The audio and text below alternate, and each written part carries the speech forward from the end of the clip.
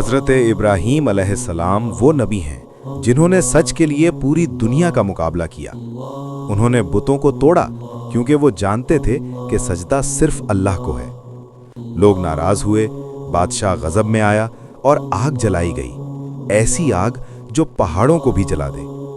मगर इब्राहीम के दिल में खौफ नहीं था, क्योंकि दिल में अल्लाह था। जब उन्हें आग में डाला गया तो जमीन ने देखा कि आग भी अल्लाह के हुक्म की मोहताज है। अल्लाह ने फरमाया, ए आग ठंडी हो जा, और आग सलामती बन गई। ये किस्सा हमें सिखाता है कि जो अल्लाह का हो जाए, दुनिया की आग भी उसे जला नहीं सकती।